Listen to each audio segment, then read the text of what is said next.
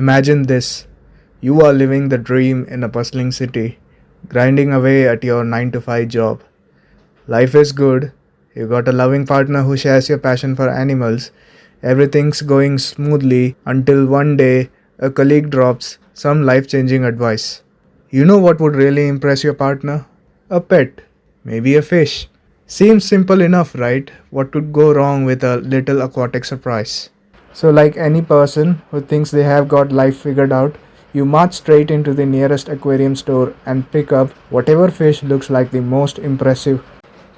You reach home excitingly and show her the surprise, but all you get is a raised eyebrow followed by a deep frown and the unmistakable sound of disgust. The look of a person wondering how they ended up in this nightmare. Now you look at the fish, you curse at your well meaning friend for their terrible advice. But you know what?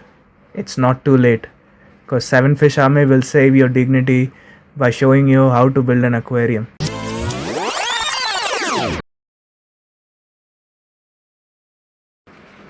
Alright, so let's dive into it. Setting up the tank. Step 1. Clear up some space for the tank. Step 2. Now place the tank. Take up all the necessary equipments like nets, a siphon, dechlorinator, antifungal medicine, a hospital tank, food, more food, water testing kits, aquascaping scissors, air tubes, a viewing tank, joints, valves, stones, soil, aerator, sponge filter, air stone, small container, shovel, air control valve, plant, driftwood, LED lights, a console game, and then a lid. You can ignore all of these unnecessary gear. You only need to focus on the essentials like a dechlorinator, an antifungal, one net, one siphon, an aerator, either an air stone or sponge filter. Boom, you're good to go. For demonstration, we will take up this dummy fish. Okay, let's put the fish in the tank. Oh, you can't see? Let me clear the aperture.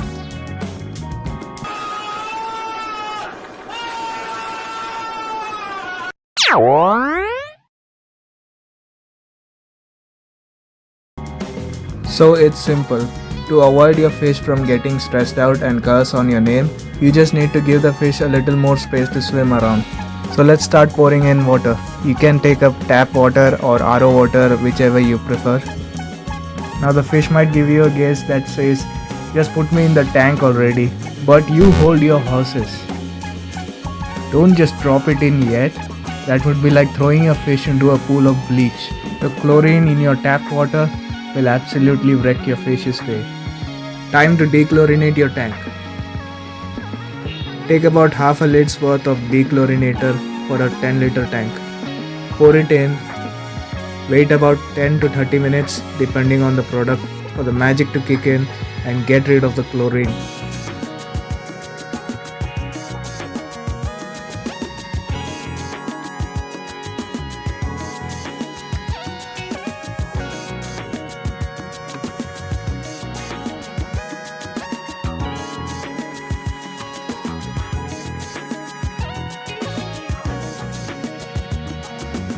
Time for the most important step, acclimating the fish. This is key to making sure your fish doesn't feel it's been thrown into a boiling pot. Just place the container with the fish into the tank and wait for about 10 to 15 minutes depending on the type of fish.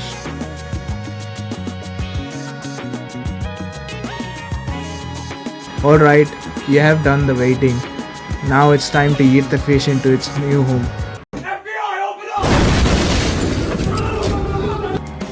Don't get too excited, alright? Just gently release it, no dramatic tosses.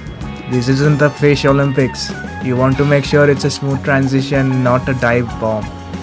So carefully let your fish glide in and voila, it's officially a member of the tank.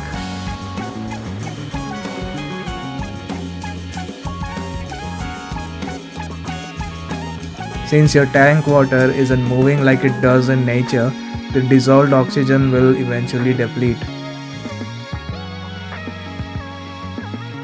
To keep your fish breathing easy, you will need an air stone. This little guy will help in replenishing the dissolved oxygen in the water.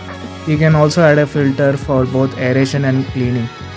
Now your tank's not just a fish hotel, it's a full service aquatic spa. You're welcome. Filters are great for cleaning smaller floating particles, but fish poop and leftover food still stick around. To counter this, we can remove the wastewater and all the waste from the tank and add fresh water in place of it. This process is called cycling. You will need a siphon and an empty bucket for this. Place the bucket at a lower level than the fish tank. Now put the suction orifice into the fish tank and the other outlet into the bucket, and use the siphon to pump out the water. This helps in removing all the solid particles.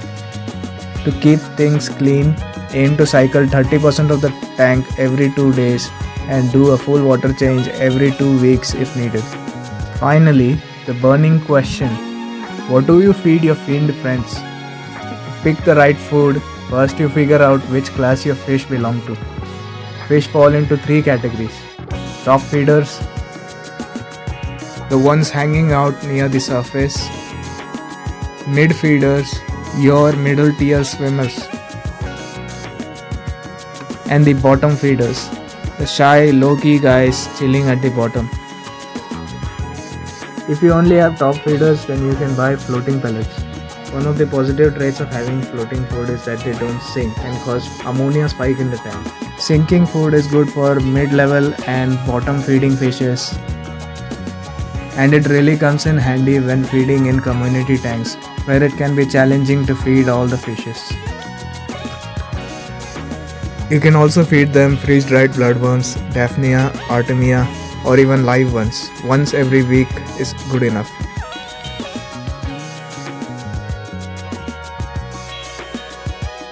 And that's a wrap. You're all set to build your aquarium ecosystem and show it off like the aquatic expert you are. Now go ahead and take your date back. This is 7 Fish Army going dark.